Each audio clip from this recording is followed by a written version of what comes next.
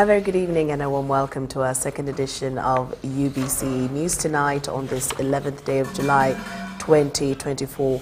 I'm Lauryn Masika Kazimoto here to bring you tonight's news bulletin.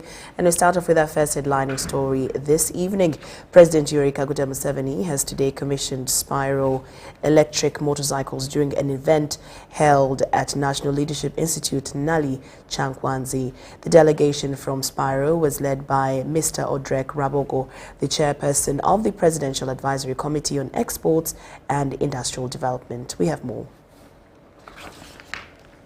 Electric bike producing company in Africa, recognized for its impact on sustainable transportation. Formerly known as M Auto Electric, the company has deployed over 15,000 electric bikes and facilitated more than 9 million battery swaps across countries like Benin, Kenya, Togo, Rwanda and Uganda. During the commissioning of the Spyro electronic motorbikes at Chankwanzi, President Museveni praised Spyro for the new technology.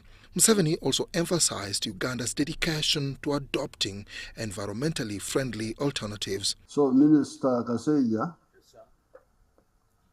I have already agreed with these people to give them tax-free for their motorbikes, which are electric. They are going to bring them here. I say no taxes. You just bring them. No taxes. They will tell you the details of this tax. They will bring and then make here. They will bring some and assemble. Then start assembling. They will bring for how many months? 18 months. 14 months. They want to import, test the market, and then start assembling here. Ms. Rosa Malango, the chairperson of the Tumaini Africa Knowledge Center, informed the president that 500 electric bikes are already operational in Kampala, with 150 of them sold in the first week. You got how many? 500, sir. Oh, you have already brought some? Yes, sir. They're in the country. To make the bikes accessible for border riders, she noted that a payment plan in installments has been introduced. Clearly, we are also working on bringing Matatu and the tuk-tuks, electric tuk-tuks. We expect by October we should have some first trials, and Q1 next year we should launch electric tuk-tuks across the country. And again, like we're doing with the bikes, we expect 30 to 40% reduction in the cost of ownership as we do that. On the other hand, Spyro country head Gaurav Anand announced plans to partner with the Ugandan government to deploy over 140,000 electric two-wheelers and 3,000 charge and swap stations across the country by 2028. The event was also attended by the Minister of Finance, Planning and Economic Development, Matia Kasaija, and the Permanent Secretary and Secretary to the Treasury, Minister of Finance, Planning and Economic Development, Ramadan Gobi. Dennis Igor for UBC News.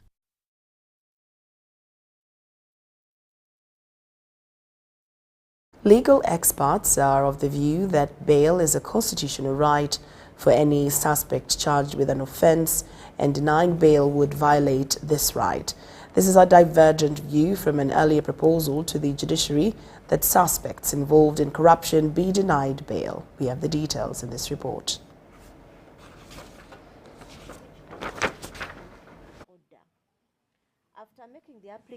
Five members of parliament and several public officers are currently behind the bars on charges of corruption, with more investigations pending at CID Chibuli.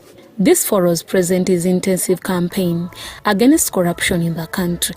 In the recent address to the executive arm of government at the National Leadership Institute, Nali, President Museveni emphasized the need for the judiciary to support his efforts in fighting corruption by denying bail to suspects involved in serious offences including corruption. However, legal experts, referring Section 75 and 77 of the Magistrates Act and Article 23 of the Constitution on the right to bail, oppose the President's proposal. The law provides for the right to bail. The right to bail is constitutional. It is your constitutional right to apply for bail. It may be denied by court, but it is your right to apply for it. So I think it just needs to have an upper hand. People should be brought and charged as the law provides. It's not about an issue of the president feels you should be denied bail. No. It is what the law says. Unless there are circumstances that warrant me not to be given bail, I should be given bail. So while we support the government's fight against corruption, and which we do as Uganda Law Society, and we have come out and said that consistently, so it is important that this fight against corruption is supported, but let that not be used as a way to deny people civil liberties. To combat corruption, the President has introduced civil anti-corruption units, including the State House Anti-Corruption Unit, the Tax Investigation Unit, the State House Revenue Intelligence Corruption Unit, and the Accountants and Audit Unit. Despite President's initiatives, lawyers maintain divergent views on the effectiveness and legalities of these measures. There is a tendency to say we are fighting corruption, but then you look at the people who have been appointed in different positions have maybe, for instance, a track record of corruption. Then people and citizens will not take that very seriously. Yeah. So it is important for us to be able to focus on ensuring that we actually walk the talk. It may not work. It is simple. The lengthy talk will not stop the fight for corruption. Corruption destroys the moral fiber of the society. That is what he should understand. So if someone is accused of a corruption offense or involved in any corruption issue, let him be arrested, charged, produced before court, and the law takes its toll. If the President's proposal influences the judiciary, it could mean that the 5 members of Parliament, including Paula Kamba, Yusufu Mutembuli, Sisena Moju, Michael Mawanda, and Wamakuya Mudomi Ignatius, as well as other government officers, may not be granted bail. This is not the first time President Yoweri Kaguta Museveni is proposing to deny bail to suspects involved in serious offences, which issue prompted Imeuta Supreme Court Justice George Wilson Kanyaihamba to file a suit in the Constitutional Court, although the petition was dismissed. Deborah Namamonde, UBC News. The First Lady and Minister of Education and Sports, Mrs. Janet Museveni, has expressed gratitude for the partnership between the Saudi Fund for Development and Uganda. She particularly appreciated the financial support towards the establishment of 5 technical vocational education and training TVET institutes in the country. The First Lady met the CEO of Saudi Fund for Development, Mr. Sultan Abdul Rahman Al Mashad, and his delegation that included the Ambassador of Saudi Arabia to Uganda, His Excellency Mohammed bin Khalid Faluda. Finance and Economic Development, Honorable Matia Kasaija, signed the MOU on behalf of the government of Uganda and witnessed by his permanent secretary, Mr. Ramadan Ngobi, while the CEO of Saudi Fund for Development, Mr. Sultan Abraham, signed on behalf of his institution, and witnessed by the Ambassador of the Kingdom of Saudi Arabia to Uganda, His Excellency Mohammed bin Khalid. The Saudi Fund for Development is a government institution that provides significant support in form of soft loans to finance development projects in developing countries. In Uganda, the Saudi Fund for Development has supported Uganda's efforts since 1976 and has provided financing of over $100 million to support implementation of various projects that include, among others, livestock and agriculture, business technical vocational education training, energy and health sectors. Mrs. Museveni in her remarks welcomed the CEO and his delegation that comprised the Ambassador of Saudi Arabia to Uganda and more so to the country's state lodge in Chankwanzi district. I wanted to say on behalf of our country, thank you. Thank you really for being partners to Uganda and to our education. And we would like to continue on this journey together with you, if possible. The First Lady, however, implored Saudi Fund for Development not to look only at the collaboration on infrastructure development, but also take keen interest in establishing technical schools for training trainers in Uganda. In the work of technical for the Ministry of Education, we have had one problem that has been outstanding really of trainers of trainers. We need to have trainers who are hands-on, who are technically qualified to come with us to train our own people who will train in the technical institute. So that's one of the areas we wanted to ask you whether you would be willing to consider or even consider taking on more technical institutes. The ambassador of Saudi Arabia to Uganda, in his comment, responded in the affirmative. Today reflects our continued development cooperation as we sign the MOU to allocate a grant for $4 million to provide the Saudi program for drilling and wells rural development areas. Your Excellency, it is our journey started more than 40 years ago, and we are continuing this journey together as a brotherhood between the Saudi Fund for Development and the Minister of the Republic of Uganda. The Minister of Finance and Economic Development expressed his gratitude to the Saudi Fund for Development for what he described as beneficial and cordial relationship that the Institute has had with Uganda. The Minister of State for Water and Environment, Honorable Beatrice Anywa, pointed out that the signing of the MOU is a confirmation of the good brother relationship existing between the Royal Kingdom of Saudi Arabia and the Republic of Uganda. Reporting for UBC, Baguma William. President Yoweri Kaguta Museveni has reaffirmed his commitment to ending teenage pregnancies and early marriages in West Nile.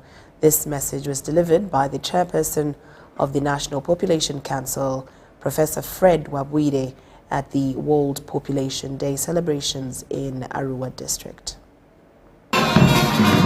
Uganda has joined other countries in commemorating World Population Day with a commitment from the government to combat teenage pregnancies.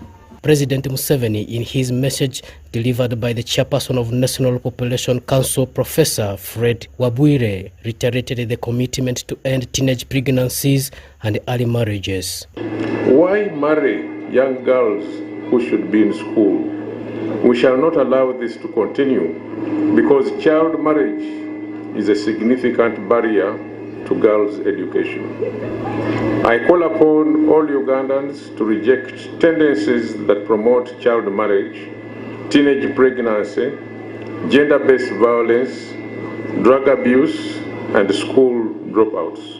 The president also called upon the people of West Nile to take advantage of government programs to develop themselves. Another government program developed to boost socio-economic transformation and alleviate poverty among our people is the Parish Development Model, PDM, which focuses on empowering local communities by improving service delivery and ensuring financial inclusion at the parish level. The district chairperson of Arua, Alfred Okonji, disclosed that moral degeneration has contributed to the rise of teenage pregnancies. Our morals have gone to dogs.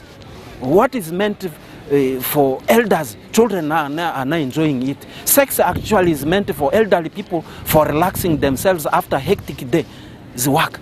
Now, what work are these youths doing the whole day? So they are not enjoying. Even now, culturally, we think that youths cannot do sex, which is very wrong.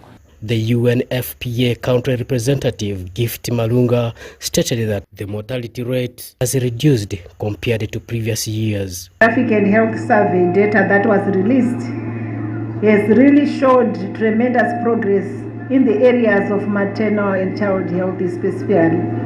Maternal mortality has reduced from 336 deaths per 100,000 live births to 189 per 100 live births. Other leaders in Arua district appreciated the government for its efforts in improving the lives of the people. This week has so far received 5.84 billion PDM funds and Uganda shilling 640 million Emyoga funds. The case of school dropout is still a challenge in our district.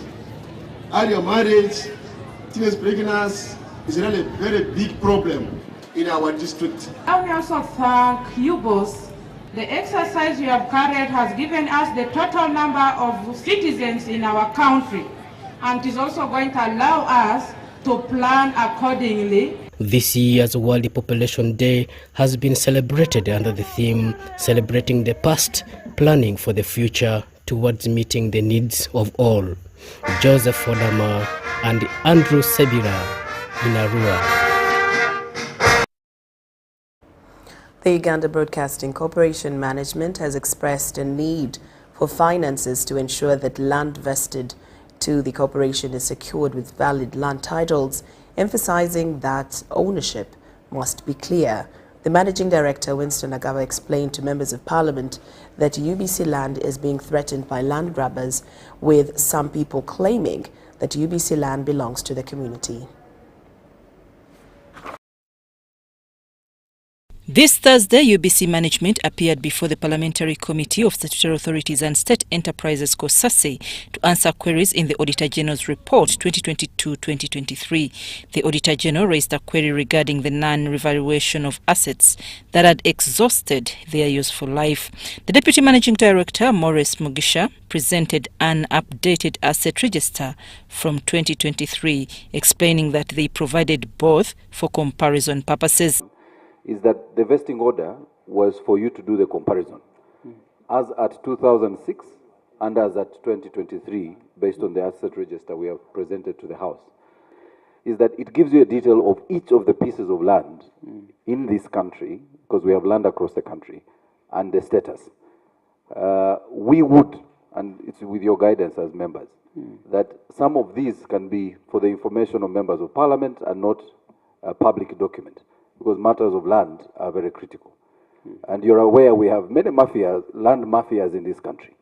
Managing Director Winston Agaba informed the committee that the board's first assignment was to tour the country to ascertain the status of UBC assets. Winston Agaba requested the committee to give the board and management more time, as some properties are not titled. He emphasized that valuing and securing the land requires finances. About land grabbers, I mean, we've just seen what has happened in the wetlands. People have settled there. Likewise, some people are claiming that UBC land that was vested from Radio Uganda and UTV either belongs to communities or even some government institutions, unfortunately. National Forest Authority being one of them. UTV Radio Uganda was there well before National Forest Authority. So we are trying to amicably sort out some of those issues. Use a lot of money. First of all, it's not only just securing it, but also valuing the land. How much is the value currently? It's an annual exercise that must be carried out. So you are talking in billions of shillings. But we believe that even a journey of 1,000 steps starts with one.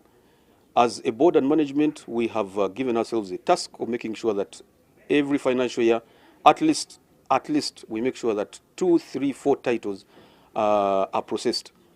Chairman of the UBC board, Dr. James Tumusime, noted that while the land was surveyed, issues remain unresolved. In that you have land which was vested, some of it was vested when it already had encroachers.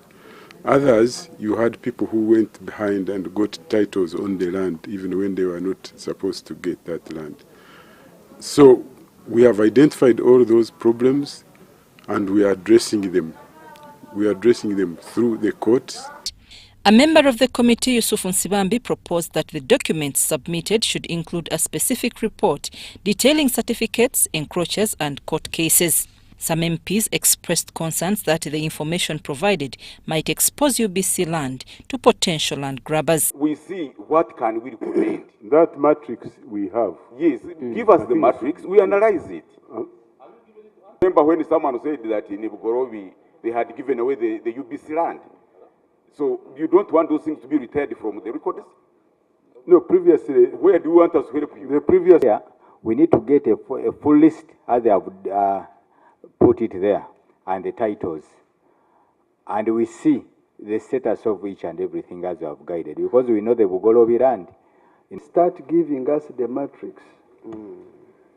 Some mafias might get to know what is happening, and probably which they might not have known, but now they get to know through us. We can request the committee to request you, with approval of the chairperson, to now write a specific report on each and every piece of land or property fixed which has been submitted, and we can keep that confidential, but it must be submitted.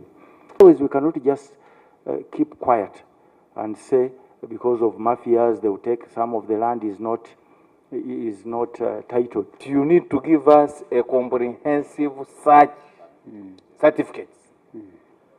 Deputy Chairperson of COSASE, Alan Mayanja, stated that the Ministry of Finance needs to release the funds appropriated by Parliament to the entities. And even Kasaija, Minister for Finance, we always, as Parliament, appropriate funds to these entities, specifically UBC. By the end, you see, when the Minister of Finance has not remitted this money to these entities, and it cripples the smooth running of UBC. Another query was raised regarding UBC's strategic plan. The managing director revealed that UBC was only allocated 1.7 billion shillings in this financial year budget. It does not even cover our power bills, because running the corporation with all the establishments around the country, we need 240 million for Umeme alone. So you're talking about 3 billion only on power. Yes, one of the things that we are looking at is how do we get the planners to actualize the presidential directive, because we are not properly funded. Even when we get money approved or appropriated, it doesn't reach us. The Ministry of Finance does not release all the money. So what we are doing is to lobby. We are lobbying the ministers, we are lobbying the Treasury, we are lobbying the President. We have had meetings with the President a number of times, and they all promised that they are going to release this money. Because UBC is so important. We are now entering an election year. The committee has tasked UBC officials to submit a tentative report on the assets while they conduct a comprehensive review to ascertain the real status of its assets. I'm Nafka Farida and Gloria Gwetabinji at Parliament. Budama North Member of Parliament Fox Odoi, together with other 21 activists, have appealed to the Supreme Court asking court to overturn the Constitutional Court decision that upheld the anti-homosexuality law. In a similar vein, the Supreme Court has dismissed an application filed by Legal Brain Trust asking court to allow them amend its lawsuit by adding the late former Bank of Uganda Governor Administrator estates in the case they filed against Hassan Basaja-Balaba and the late Emmanuel Mutebide. Justices of the Constitutional Court earlier this year upheld the anti-homosexuality law on grounds that it upholds the country's socio-cultural norms, values, and that it protects children and vulnerable individuals in society, among other grounds. Following the decision, Budama North Member of Parliament Fox Odoi, together with other 21 activists, have petitioned the Supreme Court, challenging the Constitutional Court decision. There's a prohibition from a private member introducing a bill that has the effect of imposing a charge on the consolidated fund. We argue that there was no consultation, public consultation and public participation. The conduct of the presiding officer falls below the standards expected at law. The case was filed against the Attorney General, Pastor Martin Sempa, Engineer Stephen Langa, and Family Life Network Limited. The parents want Supreme Court to nullify the Constitutional Court decision on grounds that the law violates the rights of LGBTQ community. Just recently, the Namibian Supreme Court also made a decision that nullified a similar law like we have in Uganda, on the grounds that this is discriminatory, on the grounds that this basically violates the basic rights of human beings. So as Africans, we also need our rights protected. Every single person needs to be protected. Access to homes, even though that was removed, but we still have landlords evicting people who are perceived or who are known to be LGBTQ persons. So the law has had a huge impact on the community at this point. Among those who filed the petition include academicians from Makerere University and civil society organizations. On the other hand, the Supreme Court has partly dismissed an application filed by Legal Brain Trust seeking to amend its lawsuit against businessman Hassan Basajjabalaba and his companies. In the application, Legal Brain Trust was seeking court to amend its appeal to substitute the deceased, the late former governor of Bank of Uganda, Emmanuel Tumusiime Mutebire, with the administrators of his estates, and to also introduce new arguments regarding liabilities of each of the respondents in this case. It has been the law until today that the death of a party to an appeal does not end the appeal in respect of that party. Article 164 says it's about individual accountability. Accountability is individual. Yeah, so a constitutional provision has been amended, plain and simple. Hassan Basajjabalaba is accused of using government officials, banks, and the central bank to steal over 142 billion shillings from public funds, which money was awarded to him as compensation after losing the managing of Kampala Markets contract. After dismissing the application, Supreme Court justices gave respondents more time to file their submissions, and court will resume formation. Yeah, within a week we reply. Others, read it and also can address court what we have said, and within 3 weeks that is done, and then the court will sit to discuss what we have filed. In the Constitutional Court decision, the court partly ruled in the favor of Legal Brain Trust, declaring that the contracts were illegally awarded to Hassan Basajjabalaba, thus ordering him to refund the money. Both Basajjabalaba and Legal Brain Trust appealed the decision. Deborah Namamonde, UBC News.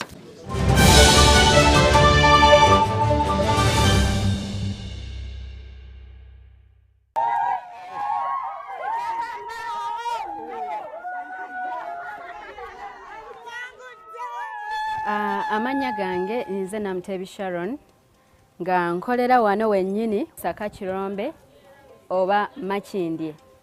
Empangula gye nawanguddemu ssente mbadde nga nkozesa mobile money nga nsindika school fees w'omwana ku ssomero.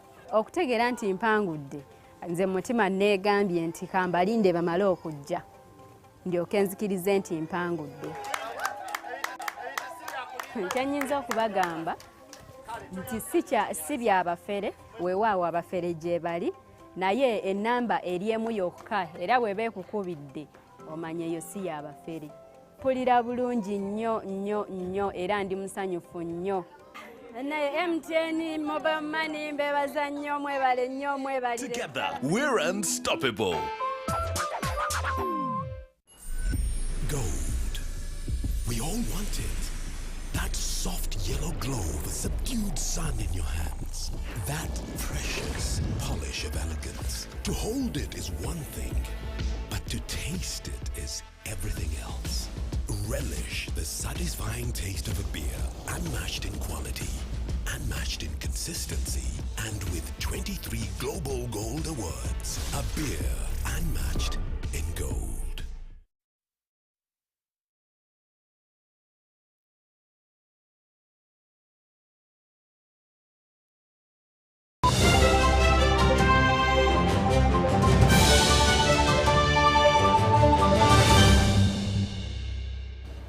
Welcome back from the break, and we're glad that you're still with us here in UBC News Tonight. Now, yesterday, Wednesday, heavy rains disrupted in most parts of the country, severely affecting residents in the Nabisaru area of Makindye Division. The downpour led to widespread flooding, damaging properties and displacing many. Heavy rains battered most parts of the country on Wednesday, disrupting transport and destroying a lot of infrastructure.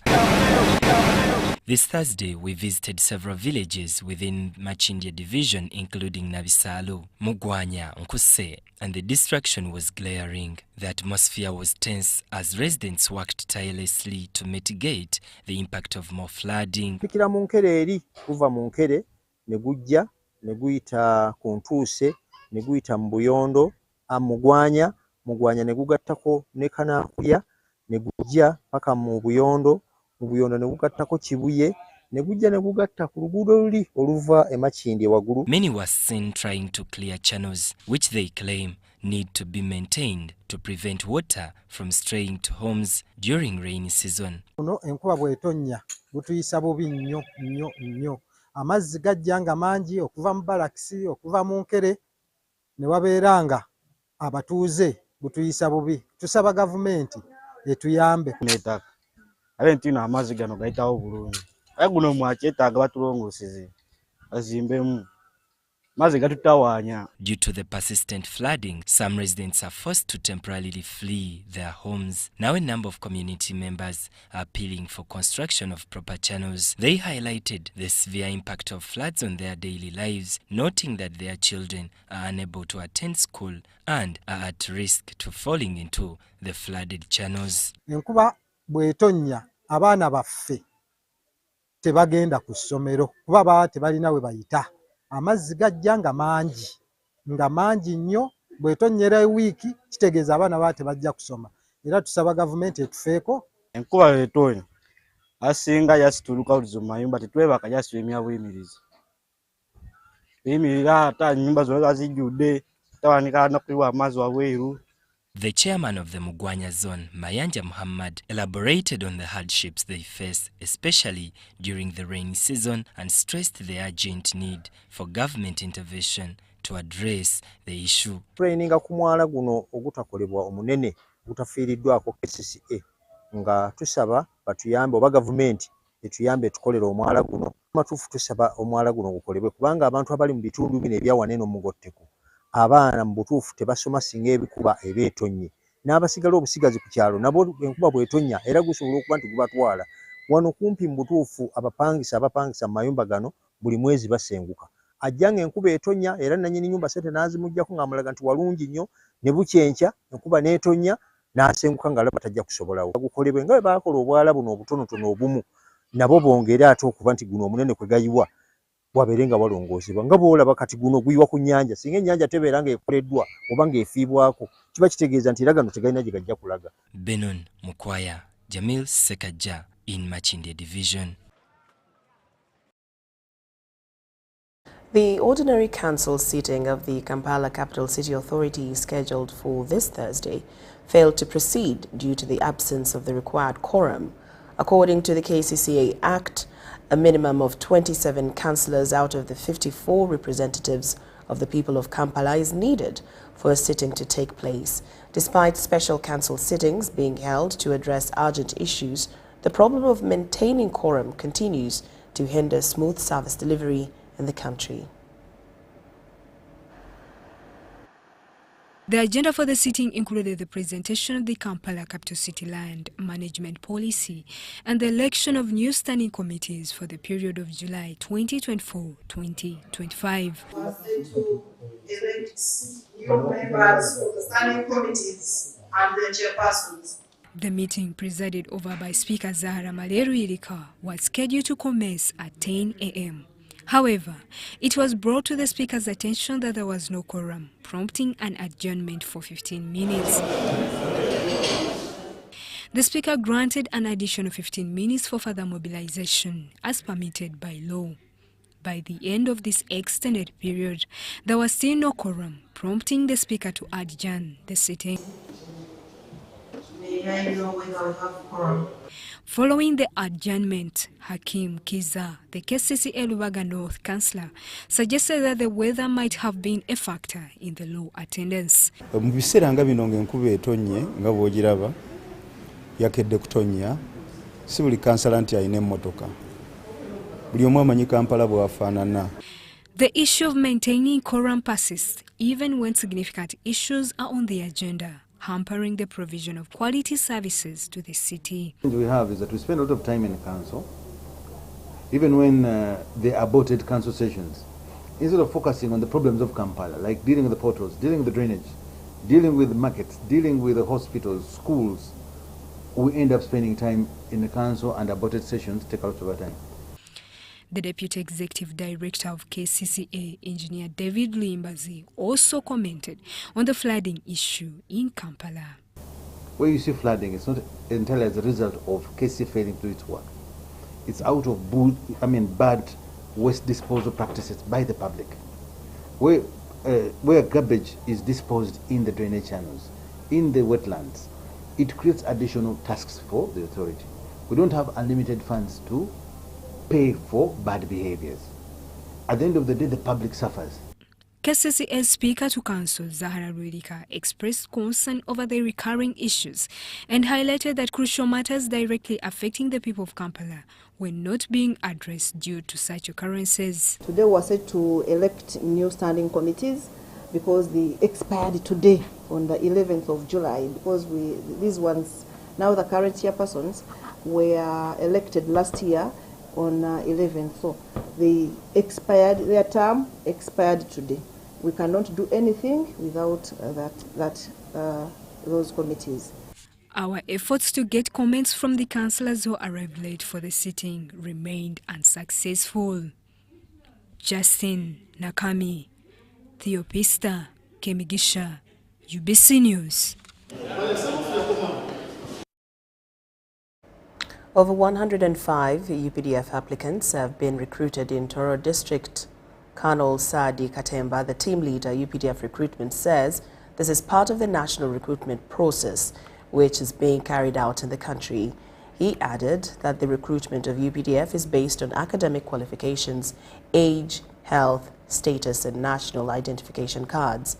Relatedly, recruitments from youth in Mukono District enrolled over 100 youths. Charles Kabona, the UPDF 1st Battalion spokesperson, warned against fraudsters who extort money from youths under the pretense of recruitment, saying the practice was free.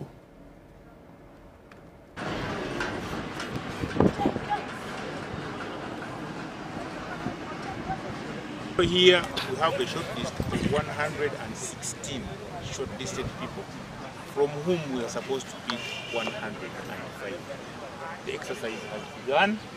It begins by us identifying if the people appearing on the list shortlist are Ugandans using their identity card. After that, we check whether they have the academic qualifications that have been outlined. That is nothing more than the senior form, but with the credits in English and mathematics. If they say you are not fit, let your parents not come to you. Let your parents not think of giving money to any other person, because joining UPDF is free.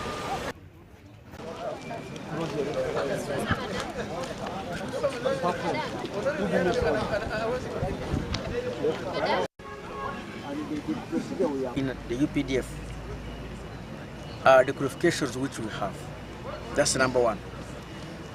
We are doing this exercise during a broad daylight. The media fraternity is here, the local authorities are here, and even the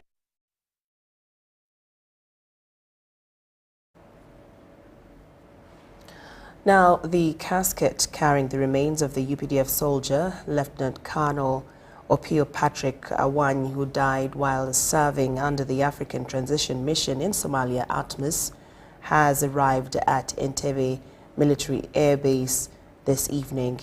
It was received by senior UPDF officers, friends, and close relatives. The fallen Lieutenant Colonel Awany, who was promoted from the rank of Major, is a brother to NRM Secretary General Right Honorable Richard Todwong and UPDF Reserve Force Commander Lieutenant General Charles Otema Awany. In the due course, UPDF will confirm to the public and the family the mourning and burial programs.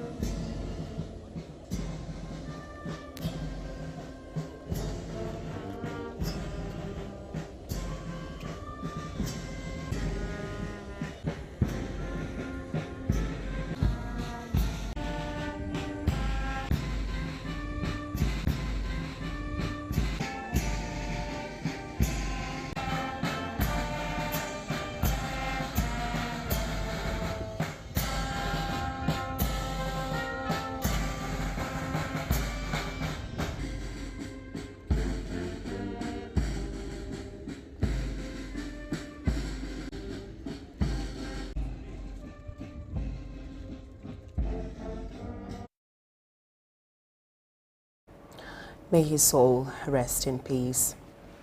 Now, in more news this evening, the Assistant Commissioner at the Ministry of Health in charge of nutrition, Samali Namakose, says the ministry is to expand its focus to combating malnutrition in infants below 6 months. She was receiving a report on findings of the pilot study conducted by Action Against Hunger on malnutrition status in children at the Ministry of Health headquarters in Kampala.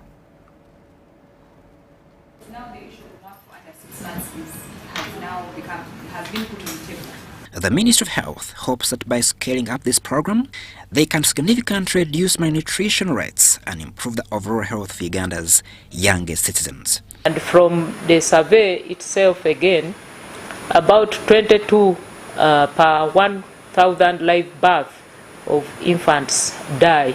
And one of the factors could be to inadequate or poor nutrition or inadequate care. So in this initiative, we are focusing on active screening for malnutrition in these infants who are less than 6 months.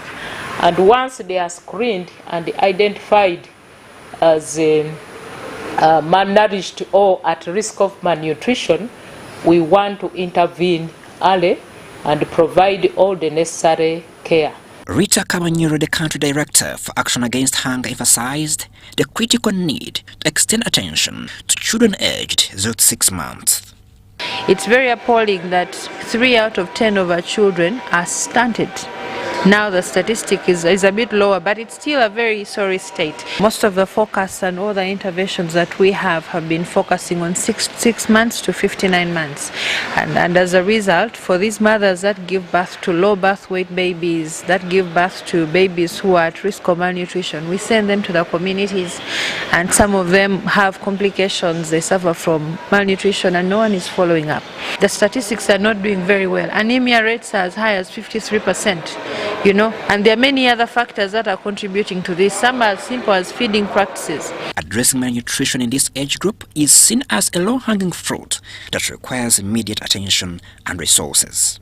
And we've been implementing a pilot, focusing on this group of people, the children who are 0 to 6 months and their mothers, and ensuring that they go through a care pathway to ensure that they are not at risk of malnutrition. We are hoping that this can be scaled up to the other health facilities across the country, put into the national healthcare system, have indicators that are tracking this vulnerable group of people. Over the past 3 years, this project has reached more than 30,000 children and their mothers, with 70% now thriving. Themselves, for example, this particular group of children, 0 to 6 months, there are a number of policies, a number of interventions that are not focusing on them. And yet that if a mother is malnourished, they are going to give birth to a low birth infant or low birth baby. If you go to Toro, Chenjojo, we have a whole ward just to treat malnutrition, and the ward is full. Crispus Arinitwe, UBC News.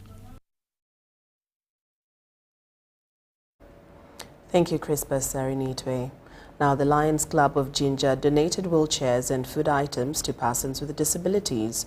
During this event, Lions Club of Uganda President Lauryn Masika urged the government and other agencies to provide more relief, especially to the poor.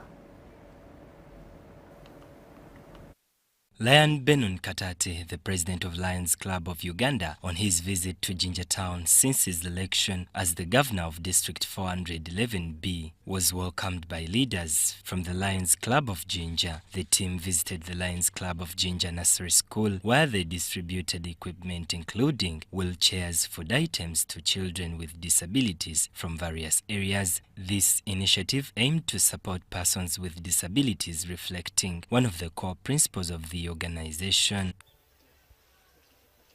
We care, we share, we serve. I'd like to express our sincere gratitude for this assistance to make our movement possible. I'm a mother of a child with disability.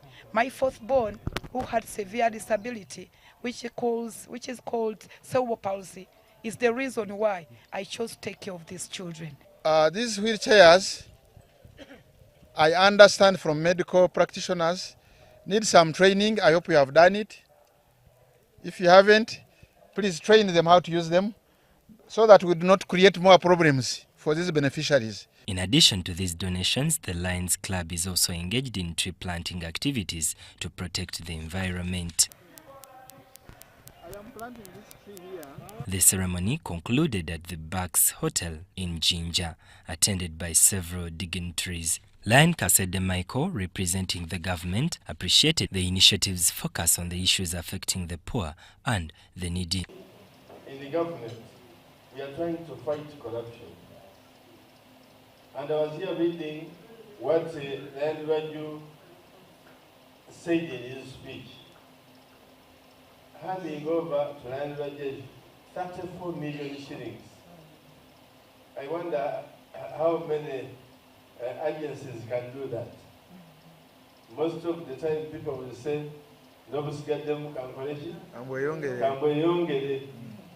thank you very much, Lions Club. During the event, Lion Benon Katate presided over the leadership transition from Lion Raju Hathi, the former president of Jinja Lions Club, to Lion Rajesh Rahil Chura PMJF, along with other grassroots leaders. Yes, it's very good. He administered the oath of office and pledged to prioritize the welfare of Ugandans. I am humbled by the challenge which my club has given to me to serve the president of this very great club in the history of Lionism Uganda. Benon Mukwaya, Jamil Sekaja, UBC. Congratulations. UBC News Tonight takes a very short break, but we'll return with more stories. Don't move an inch.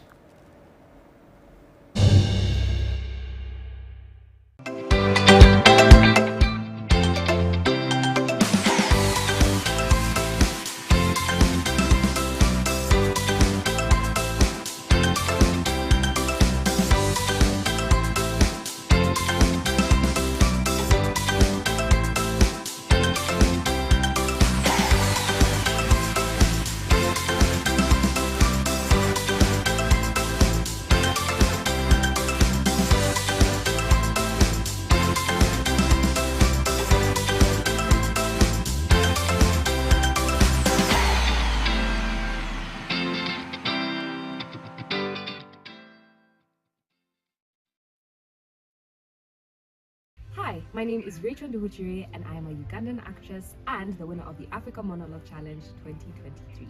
Now, thanks to your immense support, the Africa Monologue Challenge Season 2 is coming to Uganda between July 25th and August 20th. Africa Monologue Challenge is looking for passionate Ugandan storytellers to take part in a Pan-African short film that will showcase Uganda to the rest of the world. To be a part of this, all you have to do is weave a captivating narrative that captures Uganda's cultural heritage while fostering connections between 10 diverse individuals from 10 African countries. This short film will be shared to over 50 film festivals. Now, to find information on the AMC 2024 finalists, visit www.africamonologue.com. Please submit your short script, which should be 10 pages for a short film between 10 to 15 minutes, to africamonologue@gmail.com before 30th June 2024. Now, let's talk about rewards. The selected script will have the writer's full name in the end credits. You will get a chance to collaborate with amazing filmmakers from all over the world.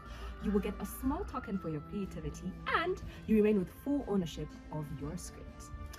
Let's work together to create a Pan-African film that will echo African stories throughout the world.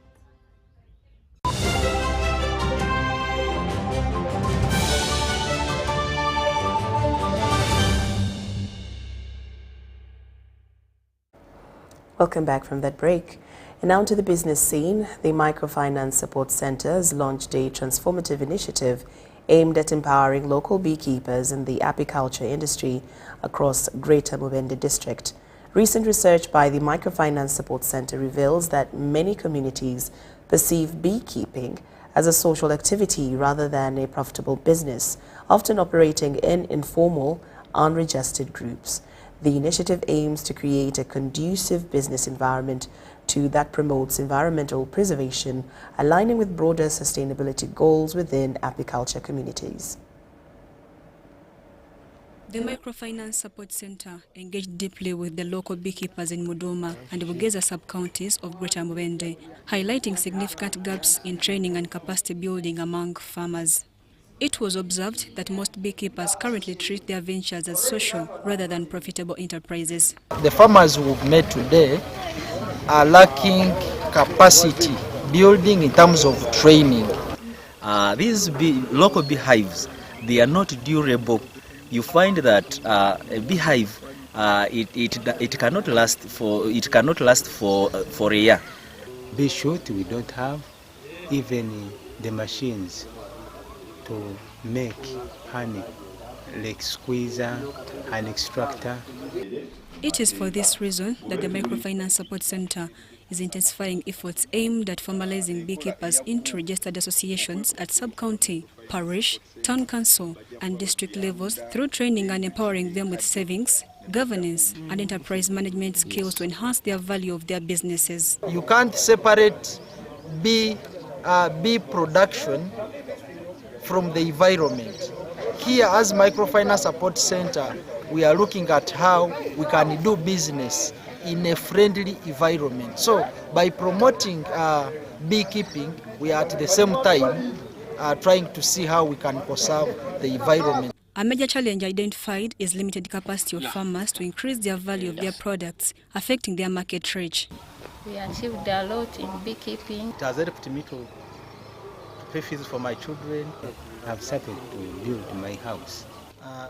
Beekeeping has helped my coffee gardens to produce more. The Microfinance Support Center is collaborating with strategic partners, including the Bee House and Friendly Group of companies, to improve product quality and expand market access. The initiative emphasizes the symbolic relationship between beekeeping and environmental conservation, aiming to provide beekeepers with sustainable household incomes. Beekeeping is one of the projects that requires less in terms of investment. It also requires that someone has trees on the ground where the bees can get forage. That's why we encourage people to conserve the environment, because the bees depend on the environment. The Zonal Manager Microfinance Support Center Kabarole, Emmanuel Mbowa, says efforts are underway to work with Uganda National Bureau of Standards to certify beekeepers' products to enhance their market opportunities. The quality aspect, we're also seeing how we can work with UNBS to have their product certified for them to have a better market.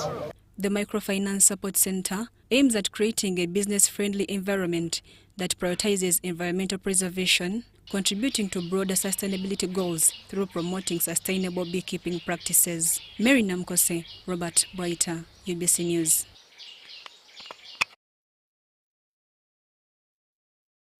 Now, business persons from the East African community have been sensitized on the various market access requirements of the African Continental Free Trade Area markets.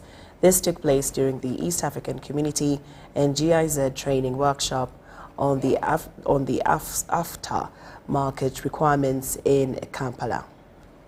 Go ahead and negotiate, start trade. But if you've negotiated on a particular... Potential business people in African community are being empowered on how to trade under the African Continental Free Trade Area market. Now, the best approach would be for the national trainers to find a platform on which they can train in particular the business associations, so that this information can reach down. For instance, if this information can get through, say, the Private Sector Foundation, Uganda Manufacturers Association, the National Chamber of Commerce, then it's easy for the information then to percolate down. A stakeholder in the capacity building of selected East African community business persons, Professor Seth Gall, says the African Continental Free Trade Area is a significant revenue source for Uganda and brings together business partners from different countries for training to become national traders. What we have done under this initiative is that we brought together participants from different countries within the EAC region and trained them to be trainers, so that every partner state in EAC has national trainers on the AFCFTA. An official from Uganda National Chamber of Commerce and Industry, Moses Othwalinga, says the Free Trade Area Framework is designed to benefit Ugandan business people through African Continental Free Trade Area. Any Ugandan can benefit from this platform. All you have to do is have a registered business and a product to export, and then you go online and register, meet all the requirements and begin trading. The Africa Free Trade Area is basically a development of a common market in a lesser stage. It's a free trade area. He urged Ugandan entrepreneurs to register their businesses and prepare export products to start trading through African Continental Free Trade Area. I think the biggest gap for Ugandans has been information and how to access, because Ugandans are exporting, but we are just not using the platform. So right now our call is to companies that are exporting and all Ugandans to take advantage of this platform to be able to trade. So our government has done all it can. The negotiations have been done. There are other negotiations going on, but all the businesses need to do is get the right information on how to begin trading. The Africa Continental Free Trade Area also collaborates to provide a guarantee scheme in case of any loss of cargo during transportation within member countries. Mario Nawori and Fiona Toheire for UBC.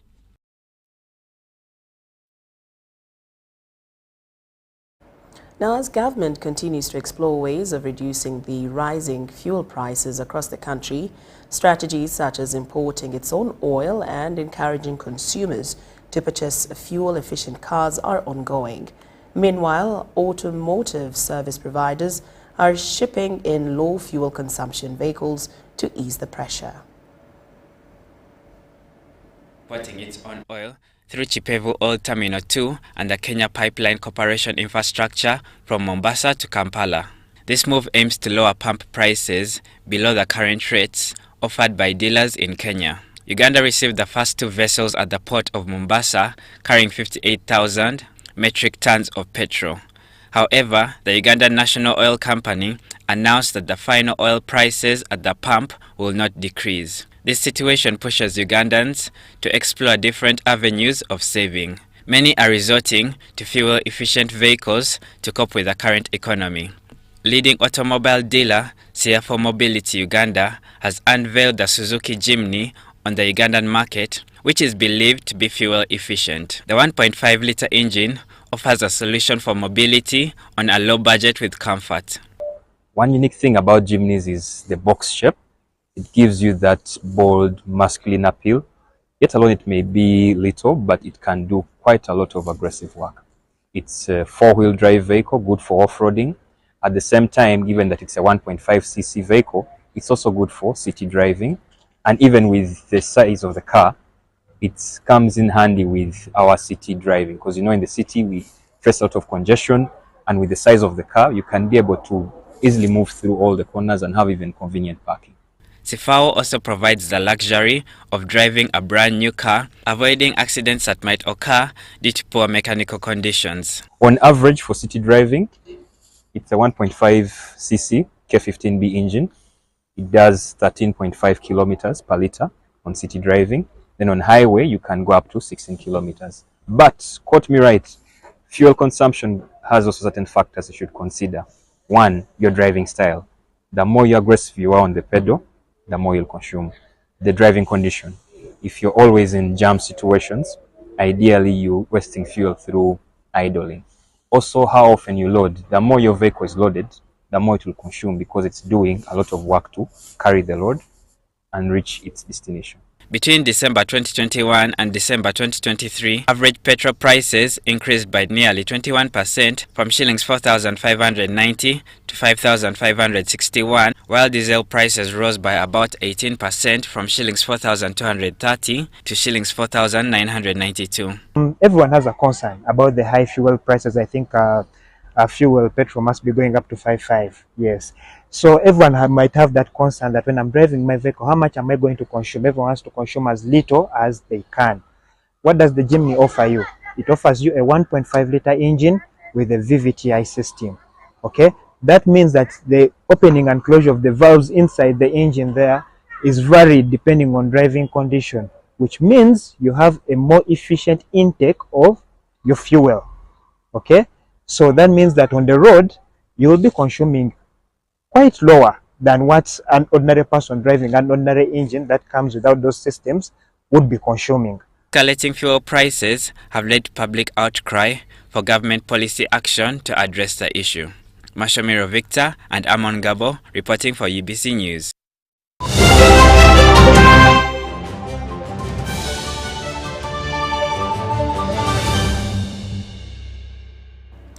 All right, and now into the sports scene. Former Uganda Cranes goalkeeper Sadiq Wassa has advised education, discipline and total commitment from the youth to pursue success in their endeavours. We have more details.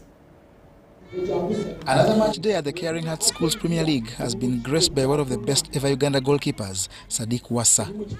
Sadiq Wassa, who retired into coaching and confesses attaining just basic lower secondary education, offered wide counsel.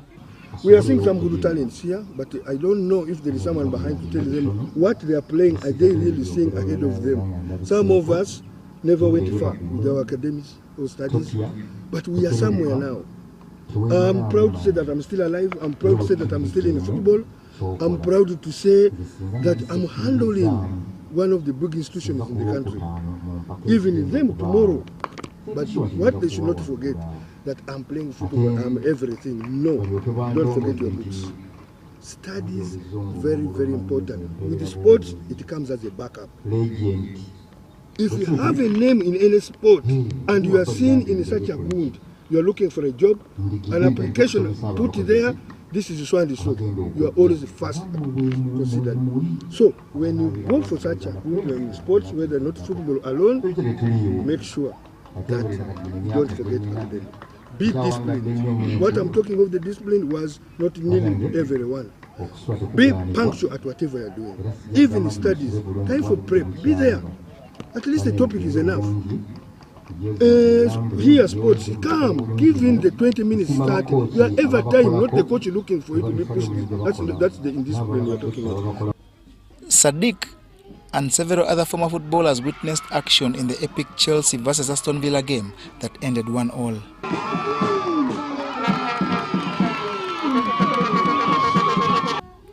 Chelsea took a 1-0 halftime lead courtesy of an Edrin Damolida goal, but faced severe attacks from Aston Villa that got due reward through Junior Tumwebaze. What I told my players, because I had seen they're losing concentration because they're on pressure after being scored the first goal. But I told them not to lose heart. They should be strong because they were stronger than Chelsea. Of course, we could all see that. But they had lost concentration because of that pressure. So I told them to calm down and play the real ball.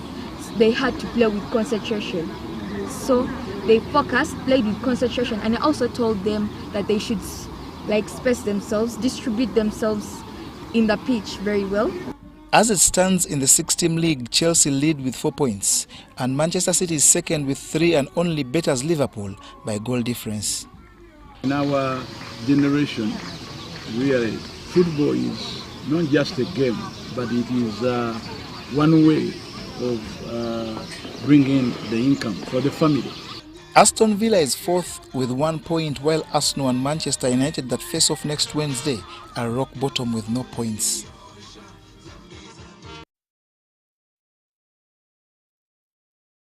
Edgar's Youth Program and Grand Maria School, GMS, have signed a 10-year memorandum of understanding to grow the football potential of learners. The future of Uganda's football has been boosted by a memorandum of understanding between Edgar's Youth Program and GMS, Grand Maria School in Nabingo. This morning we met the CEO, Edgar's Youth Program, Mr. Edgar Watson, and we've discussed on how we are going to start having the GMS children take part in training with the Edgar's Youth Program so that our children can begin to get the basic skills in soccer. As a school, we intend to uplift the talents of our children so that they can do very well in sports, successfully, represent Uganda, but also become internationally renowned. According to Edgar's Youth Program Director, Edgar Watson, this partnership that is for an initial 10 years will use football for GMS to realize not only footballers, but also sports medics, lawyers and coaches. We shall be able to work together to make sure we provide training services to the young people, the students who are there. And for me, this is something that is very good. We'll be able to provide professional coaches to handle the children who are in the school, but also as a way of helping the young people within the school to discover themselves and what talents they have. The issue is that they may not actually be only professional players that come up, because by playing football, it doesn't mean that you'll only be a football player. You can be a sports medical person, you can be a sports lawyer, you can be a sports businessman. So by providing the young people with the chance to play football in the school, we are also providing a career. Both parties agree that without parents' involvement, this project will die a natural death. We continue to encourage the parents to take special attention on the talents of their children, because it is a key aspect in the success of the children. Over the 20 years of the Edgar's Youth Program, it's proud of footballers like Stephen Mukwala, Saidi Mayanja, Ibrahim Ogurusi and Laban Tibita. GMS is relatively new but has already proved its potential towards sports and education, with the sports disciplines like running and swimming exposed to the learners.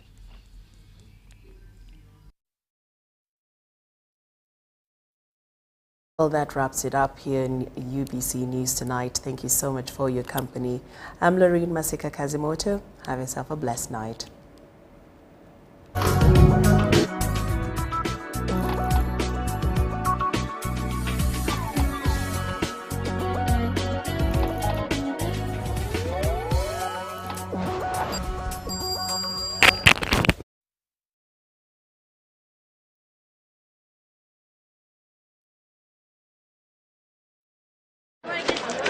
Juko. Yo,